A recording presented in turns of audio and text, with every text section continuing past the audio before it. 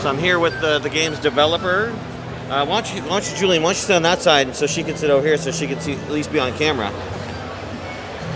So I'm here playing Squirrely Rabbit, right? That's the name of the game? Squirrely Roo Rabbit. Squirrely Roo Rabbit. Yes. And I'm here with the developer. What's your name, ma'am? Ashley Guchhait.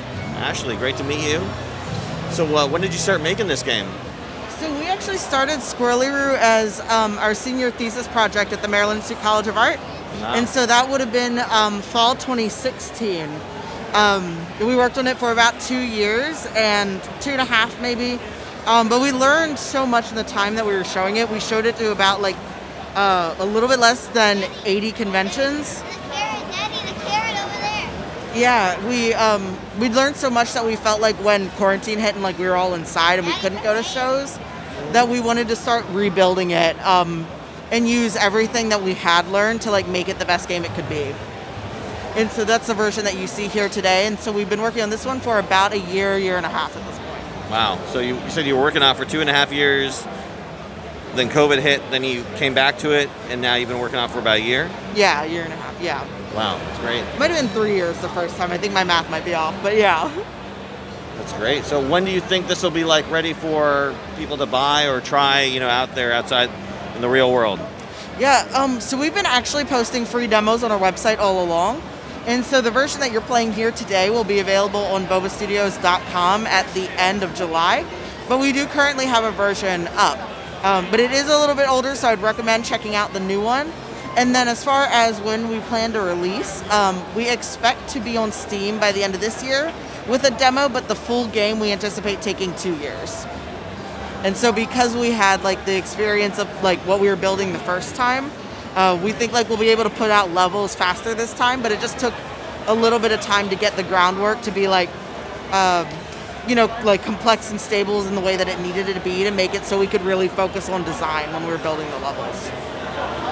So when we were playing this at AwesomeCon, we got stuck here. How do I get past here?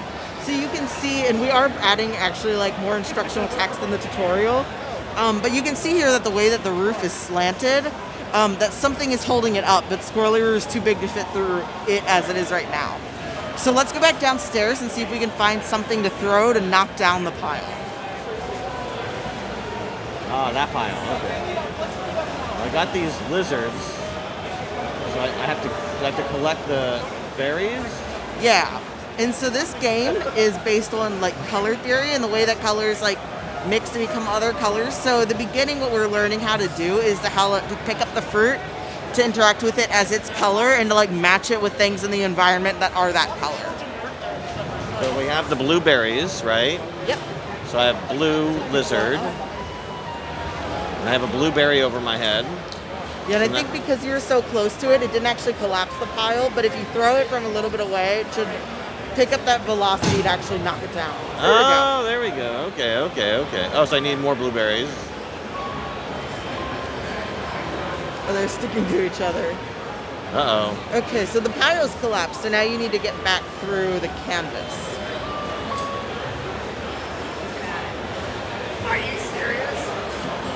Really? That did not trigger. Is that supposed to trigger? Yeah, that's supposed to trigger. Try standing a little bit away from it again. What are you building this in? Is this a Unity game? Yeah, we're building this in Unity. There you go. There we go, okay. The joys of game development, right? Yeah. It's fun though, it's like a puzzle. The thing that I like the most about game development is the design work. And so like it's fun like looking at how people play it and being like, okay, we need to like fix this, based on the way that somebody is approaching it. Yeah, I definitely think some more text prompts probably would help the uninitiated. Julian, I got past the thing. Do you want to try it now? You want to try it? All right. Let's see, do I go back? Oh, there we go. I guess I'm out now. So now we got another, these are the lizard characters that I guess are on the Squirrely Roo. So this is like a squirrel, rabbit, kangaroo combination. Okay, great. Yeah, the basic premise is that so Squirrely Roo is this hybrid animal, lives in a forest where this chameleon group has come in and changed the colors of all the forest animals. And so Squirrely Roo isn't actually affected by that because she's a hybrid animal. And so she teams up with this tiny chameleon Cammy who like wants to stop the chaos, basically. And so when they team up together, they go to track down the Chameleon King and get him to change all the colors back of the other animals. Nice. What was the inspiration for this game?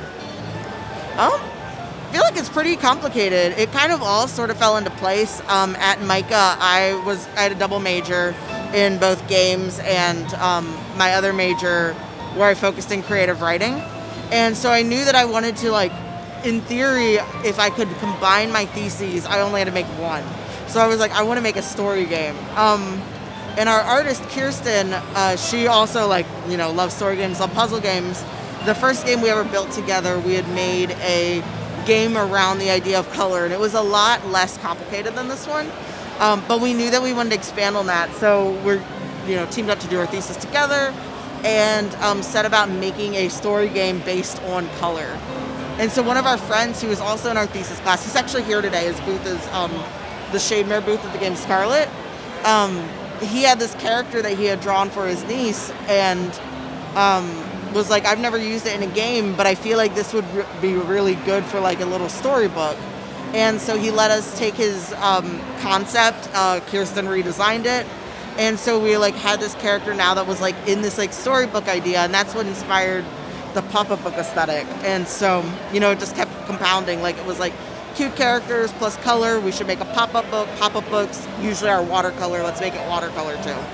And so, yeah, it all kind of fell into place. That whole thing came together in like one day, and then we just started working on it. Yeah, no, absolutely. Definitely has a very neat aesthetic to it, for sure. Very neat art design. Thank you. Now, are you still in school, or are you out of school and this is kind of your full-time job, trying to take care of this, get this thing off the ground? Yeah, we've actually graduated now, and so yeah, getting this off the ground is our main priority. Of course, like we do like art commissions and things like that on the side, and I teach part-time at MICA to like, you know, help fund our studio. But Boba is my priority through and through. It's called Boba Studio. That's the name of your studio. Boba Studios, yes. Wow. Do you have any other games in the works that you'd like to, or you're starting on, or it's maybe like stuff that obviously isn't ready to show, but maybe your stuff you're kind of got in the hopper? Yeah, we actually have 9 other games. Wow. You know, we do the Global Game Jam every year, and that's inspired the game that we want to create next after Squirrely Roo. And we have some other games we made outside of that.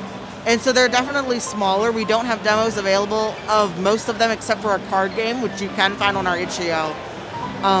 That one is incomplete. Well, I'm sure it's possible. I just am not reading the text. And I'm trying to control this while doing an interview, so it's like... That's totally fine. That's the... All right, what do I gotta do? Do I gotta collect some berries or something like that? Yeah, so this is actually what I was telling you about, where for some reason this weekend only, of course, these fruit bushes have stopped triggering. So that's something that we're gonna have to fix. So you can't actually get through the gate because of that, but there is a hole in the wall at the back of the garden by that log over there that you can use to like bypass. I think it's the other side. You can get around and still like beat the game because of that. Nice. But I'm walking on water. Oh no. yes, if you find the path, there we go. There is a cutscene that happens earlier in the path, but then if you go, and you hit here, it'll take you to the end of the demo. Oh, am I at the end now? Did yeah, I beat it the game? flashed up, it said thanks for playing, and then it just went back to the menu. All right, beautiful. Well, hey, I beat the game, Yeah, Julian. congratulations. Yeah. Well, great. Well, can't wait to see this when it comes out. You said this will be out in July. Yeah, this demo, build? we're going to be like bug fixing, of course. Yeah, and when's like the like ultimate? You hope to get the final game out ready for like buy and whatnot. Yeah. So this will be out in July. We plan to introduce a new level at Otakon, which we will be at the end of July. And then our next goal is to have, once that level is like done and like rounded out, we're going to put that on Steam, which we hope to be at the end of the year. And then we plan to be like done and like publishing to the Nintendo Switch in 2 years. 2 years. Wow. That's our goal. That's great. That's great. Well, that's a good goal to have there. And this is your little mascot, right? Yeah. What's his name again? Yeah, or her this name? is Squirrely Roo Rabbit. Squirrely Roo Rabbit. We are so proud of these plushies. Yeah, they're very well We actually got them in 2020, like right before everything shut down. So it's happy to like be able to actually share them with the world now. Yeah, that's great. Yeah, there are acorns in the game. If you notice in the little cutscene at the beginning, when Cammy crashes into Squirrely Roo's house, her acorn pile explodes. So as you go through the levels, there are 4 acorns hidden in each level that you can collect to help a rebuilder pile. Nice. Well, great. Well, thank you so much for taking time out to be on the program and talk about your game. And, of course, everybody go check it out in July and 2 years down the road when it comes out for retail. Yeah. Awesome. Thank you All right, so thanks much. again. Appreciate your time.